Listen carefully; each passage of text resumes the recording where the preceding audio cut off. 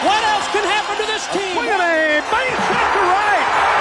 39 straight for Molitor. The Brewers win. Higuera, 3 consecutive shutout victories. A masterful two-hitter. Right field and deep. Get up and get out of here. Gone. And they've done it again. 12 in a row. The team in Milwaukee watched the record. The swing and a miss. 13 games without a loss. A great play to beat the Yankees in a real thriller tonight. Listen to this crowd.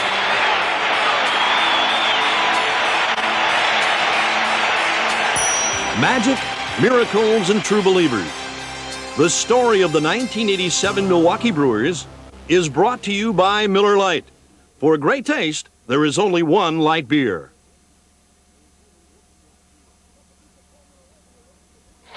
Nothing beats a cold Miller Lite when you're watching a game under the hot sun, eh, Sparky? Yeah, you great seats, too. I bought them last week, got them on sale. It's almost like being at the park. For the best taste under the sun, there's only one light beer, Miller Lite. Flies are murder, though. When the 1987 baseball season rolled around, all indications were that the young Milwaukee Brewers were hurting for true believers. In the immortal words of Casey Stengel, you could look it up.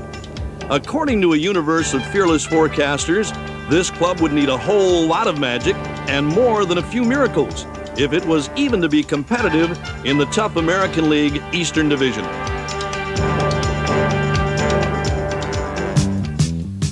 On a sun-drenched opening day at County Stadium, the crowd was ready as staff ace Teddy Higuera inaugurated the season with a painless first inning against the defending AL champion Red Sox. A half swing, strike 3.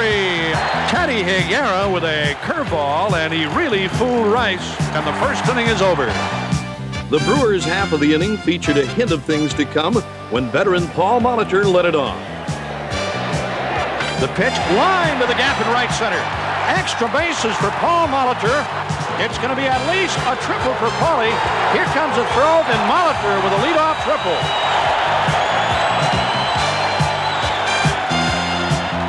And that will bring up Rockin' Robin, the Brewers center fielder. Here's the stretch by Stanley in the pitch. A swing and a line drive. Base hit to center, and the Brewers lead 1-0. Well, it didn't take Robin long to get RBI number 1, did it? With his team leading 5-1 in the ninth inning, new Brewers manager Tom Trebelhorn looked like a winner when his bullpen stopper Dan Plesac came on the scene. A swing and a line drive to center. Yount coming on. He's got it to end this game. What a way to end it. And the Brewers win the opener here at County Stadium. Next, it was hats off to Chuck Krim, a cool rookie pitcher who wasn't even on the team's spring training roster. When he tied the Bo Sox in knots, the Brewers found themselves 2 for 2. In Game 3, rookie catcher B.J. Surhoff provided the necessary heroics. A swing and a drive to center and deep. Back goes Henderson. Get up and get out of here. Gone for Surhoff. And the Brewers lead it 12-11, his first in the big league. Surhoff's blast gave the Brewers a perfect 3-0 mark as they set out on their first road trip of the season. And it was westward ho, where the eyes of Texas were on the upstart Brew crew as they tried to corral the Rangers. Once again, dominant pitching combined with timely hitting, including Surhoff's clutch bases-loaded single in Game 6, spelled sweep for this pumped-up bunch of Milwaukee true believers. When Chris Bosio fanned the last Texas batter, Milwaukee had recorded a cool half-dozen straight wins for its best start ever. Their duty done in Texas, the crew headed east to Baltimore, where the hometown fans' laughter turned to sorrow when the Orioles ran into big Brewer trouble. This has got a chance. Well, they'll get one at first. Now back, they've got Wiggins in a rundown. If they get it, this will end the game, and it does. The Brewers remain unbeaten. Having gone 7-up, Tom Trebelhorn eyed his prospects for Game 8. Behold the damage done. That's a home run. Home run. 3 home runs. Say goodbye. If it's fair, it could be gone. A home run for Brock. The 5th home run for the Brewers. Now the boys are going long ball tonight. A steady drizzle was Game 9's wild card, though the elements failed to dampen the spirits among the Brewer faithful. On the mound, Juan Nieves' no-nonsense message was, "Don't rain on my parade." Staked to an early lead, the young southpaw caged the Birds with a little help from his friends. And it is caught beautifully by Paciorek in left. An unbelievable catch. As the game wore on, Nieves wore down the Oriole offense. Batter after frustrated batter fanned helplessly at his heat, while the fans in the stands rose to the occasion. Leading 6-0 with 2 outs in the 9th inning, Juan faced the last obstacle standing between him and the record book, the dangerous Eddie Murray, a bona fide tough out under pressure. Hit in the air. Yount makes a great catch, and Juan Nieves has thrown the first no-hitter in Milwaukee Brewer history. What else can happen to this team? Juan Nieves has no-hit the Baltimore Orioles on a great game-ending catch by Robin Yount. The youngster out of Puerto Rico in his second Major League season has no-hit the Baltimore Orioles. It has never been done in Milwaukee Brewer history. This team has magic. This Milwaukee Brewer team has absolute magic in 1987. Having disposed of the Orioles with a flourish, the Brewers returned home in triumph. And though it was the dead of night, they were met by a contingent of seriously fevered fans. Appropriately, a hero's welcome awaited Juan Nieves, who observed that the Brewers' magic was no miracle. You know, it's just a little taste of what people in Wisconsin are going to see this year, that's all. What do you think of the reception here? Oh, outstanding. We need that all year, and I know we're going to get it this year, too. Back on home turf, all signs pointed to the Milwaukee Brewers remaining #1 as Teddy Higuera took the mound against the Texas Rangers. And the beat went on when Higuera's pinpoint control froze the Texans in their tracks for consecutive win number 10. The next day, Rob Deere's muscle keyed win number 11, raising the crowd's hopes for an American League record 12-0 start. On Easter Sunday, 30,000 strong were positively hopped up over their team's prospects, while the Rangers were trying to sweep away the memory of the earlier Milwaukee series. Leading 4-1 in the 9th, Texas was only 2 outs from victory when Deere came to bat. Deere, 2 on, 1 out. Here's the pitch. A curveball! Drilled to deep left. Gonna get way out of here and gone for Deere. And they have tied it at 4. Wow! Deere's monstrous cloud had the twin effect of jolting the crowd into celebration while leaving the frustrated Ranger players to curse their fate. After Jim Gattner walked, Dale Swain took center stage with history waiting in the wings. 3-2, 2 outs, 4-4, 9th inning. Gattner, there he goes. The pitch, a swing and a fly ball, right field and deep. Get up and get out of here. Gone for Swain, and they've done it again. 12 in a row on a 2-run blast by Swain to win it. Oh my goodness. Holy cow, do you believe it? It's a solid thing. Now I'm a believer. I'm not a taste. I'm down in my mind. Said I'm a believer, yeah. Said I'm a believer,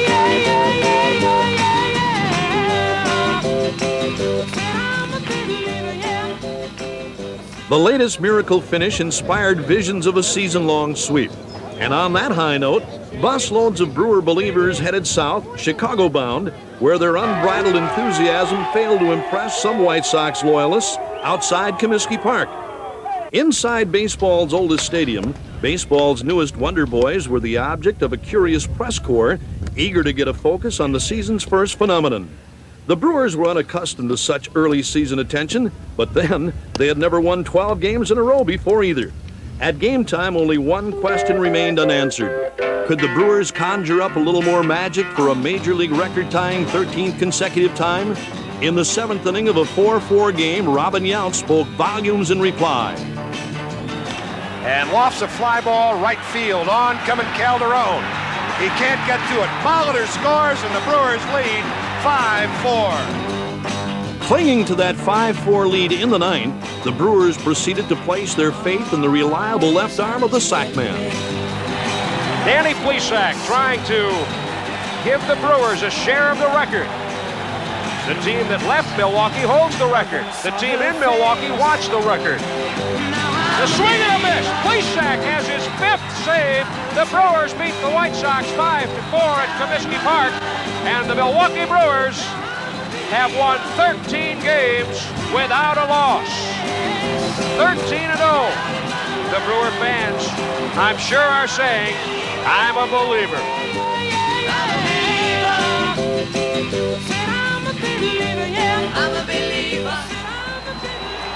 While the Brewer believers anticipated yet another big win, Sox fans took a more skeptical view of their opponent's future.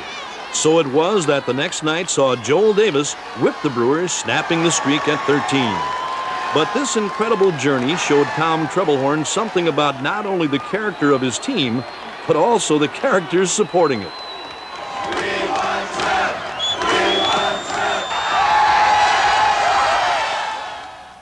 I think the fans in the Midwest are the fairest fans around.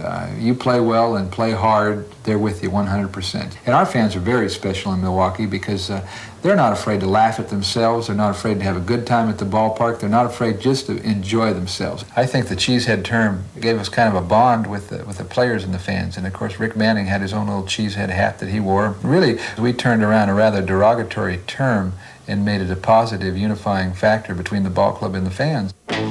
Winning makes for comfortable bedfellows. In Milwaukee, the Brewers' early season run inspired fans and players alike to surrender to the magic of the moment. Well, shake it up, baby, now. What a way to end it.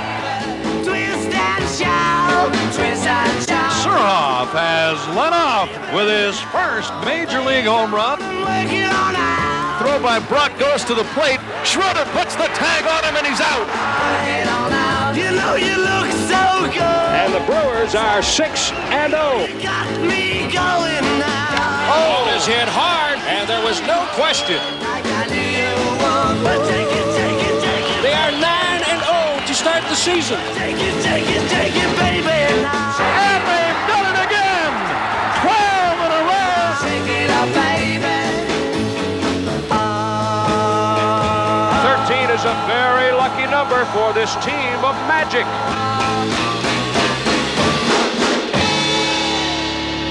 But after a club record 18-3 April, May turned out to be the cruelest month. As quickly as they came, magic and miracles deserted the Brewers. Coming on the heels of their incredible start came a club record 12-game losing streak. Part of the game is winning streaks and losing streaks. The important part of the game is to rebound from those losing streaks. In our case, we were able to do that. If I could throw any 1 month out, of course, I'd kind of like to toss May, but every club has them, and we just happened to once again back it up against a very dramatic start. Despite a dismal May, the Brewers were only 3 games out of first prior to an early June series against division-leading New York. The team split 2 games, then delivered high drama in Game 3. With the score tied and the bases loaded in the bottom of the ninth, B.J. Surhoff was in another pressure situation. He bunts. It's going to be a tough play. Randolph's got it. Throws late. B.J. Surhoff. A great, great play to beat the Yankees with the bases loaded. He pushed one down the right side. And the Brewers have beaten the Yankees in a real thriller tonight. Final, Milwaukee 7, New York 6. Listen to this crowd. Later in the month, the team suffered a devastating blow when Paul Molitor went on the disabled list through mid-July. Newly acquired Greg Brock then emerged as an inspirational leader, choosing this occasion to master American League pitching. When we got Greg, it gave us a veteran left-handed hitter. When Paulie went down, it not only gave us a left-handed hitter to help us, but Greg was able to step into that void as a team leader and as a guy who can swing the bat and play defense and pick up that slack that you lose when a good player goes down. He's a big RBI guy and a big defensive guy and pretty quiet guy except when it comes time to produce, and he was a real producer. Indeed he was. In July alone, Brock batted .317 and drove in 16 runs as the topsy-turvy Brewers hit midseason with a 42-43 record. The bridge between baseball's half seasons is its All-Star game. This year in Oakland, pageantry took a back seat as the two leagues lined up their finest for the annual summer spectacle. With an impressive 18 saves to his credit, Dan Plesac was the Brewers' lone All-Star honoree. Called on in the 8th inning, he did his team proud, fanning Hubie Brooks en route to hurling a perfect frame. After the All-Star break, the Brewers returned home, where their fans were lined up for an 11-game homestand, the longest of the year. Unheralded shortstop Dale Swaim got things going, and out of here on one unforgettable night against the California Angels. And the pitch. Here's a deep drive to left. It could be number 3. This ball is long gone. Another home run for Swaim. Can you believe it? Well, I think one of the most interesting and intriguing things of the entire season was the emergence of Dale Swaim as a solid major league shortstop. Dale's got a very good swing from both sides of the plate, and he's got good power. Certainly a lot of people were surprised, and I was surprised that he hit 20-plus home runs and almost drove in 100 runs, because I hit him 9th almost the entire year. He's a unique type of shortstop. He's a tall fella. He has tremendous reach as far as range. He can get the balls and catch balls and throw off balance in a very accurate fashion. And I don't think there's been too many guys that have come along with his particular tools, being a switch-hitting, power-hitting, run-producing shortstop. Swaim wasn't the only Brewer with a knack for fancy fielding. Known more for their offensive prowess, Milwaukee nonetheless boasted a winner's share of great plays.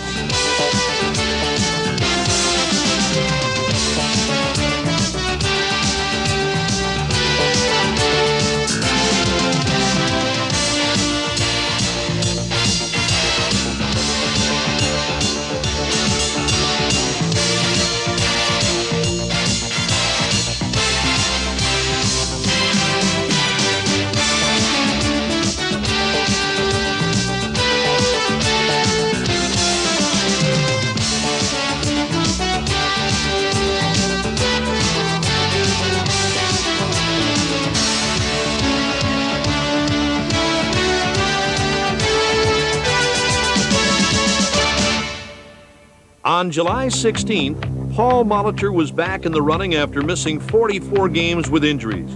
At the plate, it was as if Paulie never left. Coming back as the Brewers' designated hitter, he tore up American League pitching.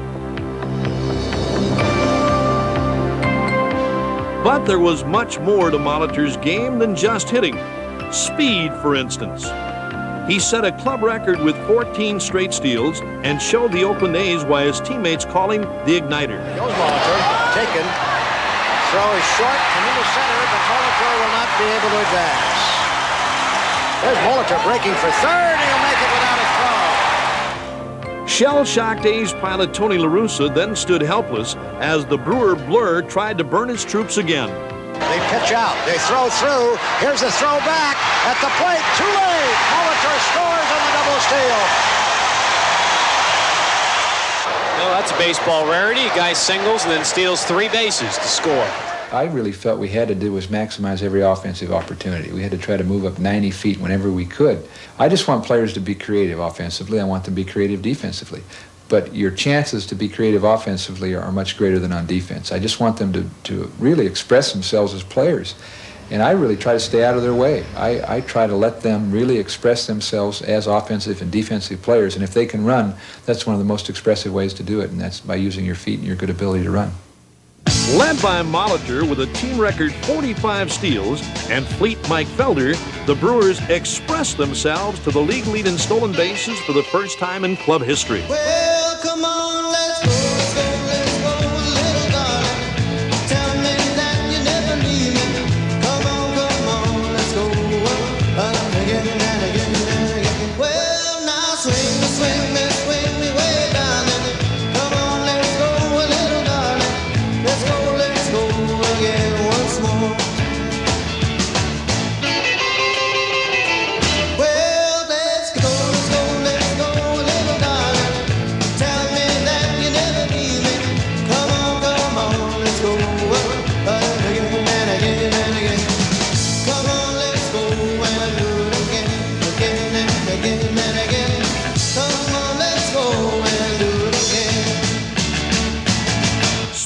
perfect complement is power, and much of the latter resides in the sturdy frame of strongman Rob Deere, who took no prisoners against Cleveland in August. Rob Deere, look out, it is gone! A home run for Deere, his second grand slam in 2 games. Holy cow, 2 slams in 2 nights for Rob Deere. With 61 home runs in 2 seasons with the Brewers, Deere has proven that he can reach almost any target in the ballpark. Still, it was the quality of Deere's total game that made the most dramatic impact on his manager, Tom Trebelhorn. I think one of the most underrated players as far as total game in the American League, and really unappreciated players, is Rob Deere. I think that the massive home runs, the number of strikeouts overshadow the fact that he is one fine, gutsy ball player. He is going to hit home runs and he is going to strike out, but the rest of his game is very solid, and he's the type of performer and the type of player that we would like to build our club around. He has the spirit and the character and the really what I call just baseball attitude that our entire club has to have to be a winning ball club, because he is a winner. By the end of July, Paul Molitor was the hottest story in baseball by virtue of having the hottest bat in baseball. He had hit in every game since returning from the disabled list, propelling the Brewers back into the pennant race in the process. As his streak reached into the 20s, Molly's Odyssey was heralded in headlines and news flashes all over the continent. Hey, Paul Molitor got a base hit. All right, Paul. Hooray for Paul Molitor. We are told that Paul Molitor has hit a home run against Cleveland to extend his hitting streak. By the way, did I hear Molitor got a base hit, Wayne? In the 6th inning. Now the announcement goes up on the scoreboard about Molitor's base hit. And they like it here in Minnesota. Everybody pulling for this young man, a fine young man, Paul Molitor. On August 10th, the streak was up to 25, and the way Paulie was swinging and the Brewers were winning, it looked like the beat would go on and on and on. That's hit high and deep to left field. Paul Molitor, in what is probably his final at bat, clubs a home run to extend his hitting streak to 28 consecutive games. This one, fair ball, 31 for Molitor. Paulie will head to second base with a stand-up double, and Molitor's streak is alive at 31. Hit the air, deep left field, gone, home run for Molitor, and the streak continues at 34. There it is, it'll go for extra bases. The streak is alive at 35 consecutive games. The beat goes on. He's hit on a fastball. Electrically, they keep a baseball score. And the beat goes on. The beat goes on. The crowd tells you who is coming to home plate. And the Molitor story starts to get interesting. He is 0 for 2 with a walk. But he takes care of it right there. 39 in a row. How about that? That is something. And the place goes crazy. And as they say here in Milwaukee, the beat goes on. Yes, the beat goes on. And the beat goes on. Yes, the beat goes on. And the beat goes on. Yes, the beat goes on. On August 26th against Cleveland, Molitor lost his chance to become the 5th player in history to hit in 40 straight games. In the 10th inning, he stood hitless on deck as Rick Manning won the game for the Brewers. Pitch, line drive, base hit, center field. Felder is going to score. The throw by Butler to the plate, not in time. The Brewers beat the Indians by a score of 1-0. And Paul Molitor to congratulate Rick Manning. The hitting streak is history. It's a bittersweet victory in a sense at the stadium, and now the crowd standing at County Stadium. Molitor did not get the base hit. Paulie now being mobbed and embraced by all of his teammates. Manning with the game-winning hit. The Brewers beat the Indians by a score of 1-0. During his 39-game hitting streak, Molitor batted .415 with 68 hits, 7 home runs, 33 RBIs, and 15 stolen bases, a remarkable feat by any standard. On the night Molitor's streak ended, Teddy Higuera, then on his way to winning 7 consecutive starts, began still another streak, this one of scoreless innings. He set down the Indians on 3 hits, winning 1-0, and in his next start, on September 1st in Kansas City, his mastery continued. Teddy Higuera, during the streak that he put together, shutting out the rest of the American League, was something. He just located the ball so well. If he wanted to throw the ball in the outside corner, he threw it there. If he wanted to jam a guy, he threw it there. If he needed to get a breaking ball over 3-2, he got it there. Everything worked, and he came within one swing of the bat of the looping double of a no-hitter in Kansas City, and it was a good effort by Rob Deere to try to make the play. Just couldn't get to it. It was a sinking line drive, hit right in the spot where no one was at. Higuera settled for a 1-hitter in hurling his 2nd consecutive shutout.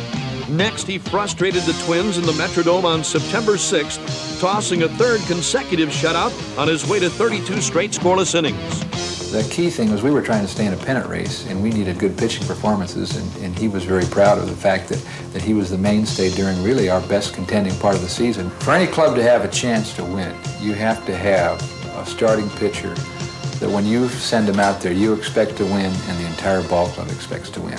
In Teddy Higuera, we have that type of performer. Exactly. In 3 Major League seasons, Higuera's 53 wins are tops among baseball's left-handers, and his 240 strikeouts in 1987 broke a Milwaukee record dating way back to 1965. Strike 3 call. That's 5 consecutive strikeouts for Teddy Higuera and 9 for the game. Yeah, he's got it all working for him now. Good round of applause for that effort.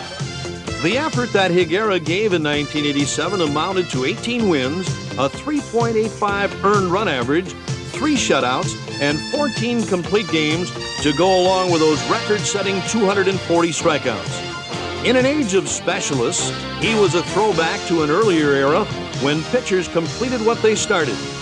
With Higuera's work ethic setting the standard for the young Brewers starters, manager Tom Trebelhorn knew the future was in good hands. When you have a number 1 guy in which you have confidence in, the ball club has confidence in, then that makes you a contender. He really set the stage for the rest of the guys going out there and pitching. Like Teddy Higuera, Juan Nieves came on strong after midseason. His 14-8 record included 6 straight wins in the second half. Juan Nieves has a chance to be a really great pitcher. He's still young, he's still learning. For some reason, the guy is just tough to hit. And when he gets things going, it's amazing to watch him work. And I think this year he is going to really make a move on not only respectability as a pitcher, but I think on stardom. Nieves was a known commodity.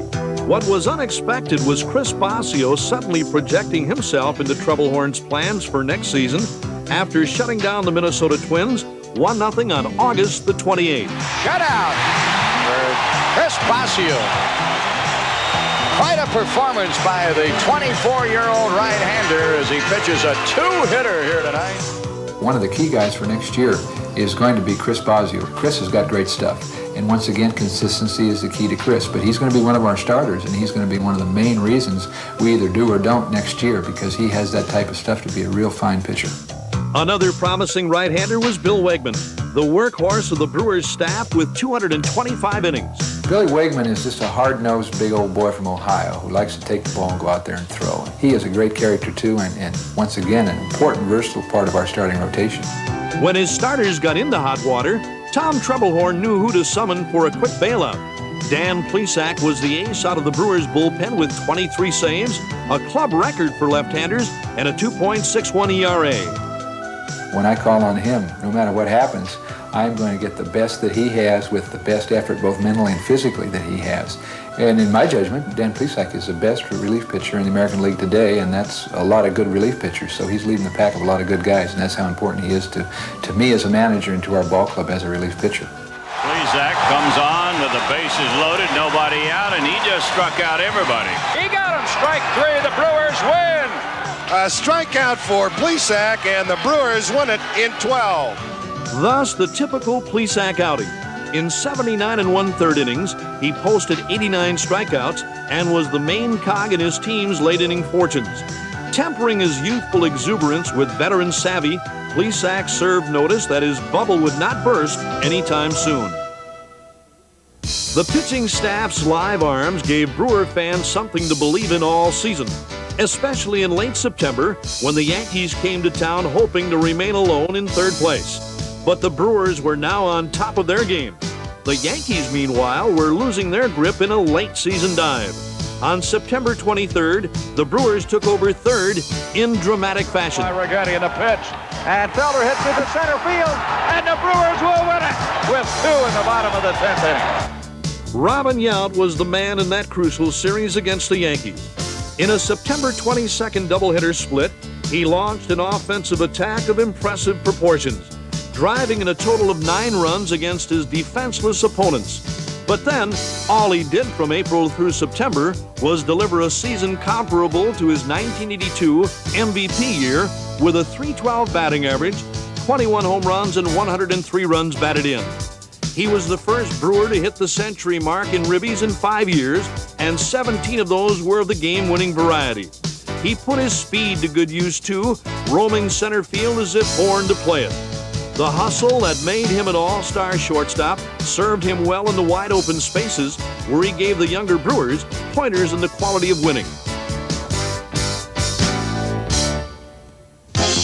But it was the baby boom that Tom Trebelhorn pointed to as the surest sign of a Brewer renaissance. With 77 RBIs, Glenn Bragg showed he was worth believing in. Glenn Bragg has got a chance to be a tremendous offensive player. You think he's going to be one of those type of players that's just going to hit you 285 to 295 and drive you in 80 to 100 runs. And 3 or 4 of those type of players in every ball club are what make contending good baseball teams.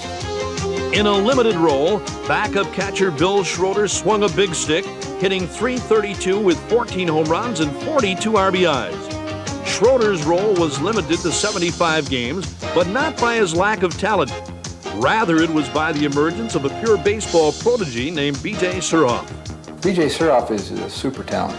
He can hit, and he's going to hit. He's going to hit better than he hit this year. He certainly has the potential to lead the league in hitting. And along with that, he's emerging as just a very fine defensive catcher. He's got quick feet. He's got a good, accurate throwing arm. I'm very happy. The coaches are very happy. The rest of the club is very happy with just B.J. Surhoff being B.J. Surhoff. But sometimes he has a tendency to want to be a little bit more than that. He doesn't have to be because he is such a rare, fine talent. To go along with that, he's very young with a lot of years to play, so he's an exciting player. With a .299 average in his rookie season, the gritty Surhoff became a vital element in the Brewers' third-place finish. He and his young teammates justified their manager embracing Milwaukee's prospects for next season. And so the Milwaukee Brewers' 1987 season is seen in moments. Moments that were magical, miraculous, and unbelievable. The Major League record-tying 13-game winning streak to start the year. The no-hitter by the Brewers' left-hander Juan Nieves. Paul Molitor's 39-game hitting streak. And Teddy Higuera's utter dominance of the league in August and September. The Brewers' second-half resurgence and third-place finish came down to the players. For the Brewers, the winning chemistry between veterans such as Robin Yount and Paul Molitor, and youngsters such as Juan Nieves, Dan Plesac, and B.J. Surhoff holds the key to another season of magic and miracles in 1988. There's going to be some more unbelievable things in 1988 because there's one thing I do, and that is I believe in the Milwaukee Brewers. Now I'm a believer, not a train, hooked out in my mind. I'm in love. I'm a believer, I couldn't leave her if I tried. It's a solid thing. Now I'm a believer, I'm not a train, hooked out in my mind. Said I'm a believer, yeah, yeah, yeah, yeah, yeah, yeah. Said I'm a believer, yeah, I'm a believer. Said I'm a believer, yeah.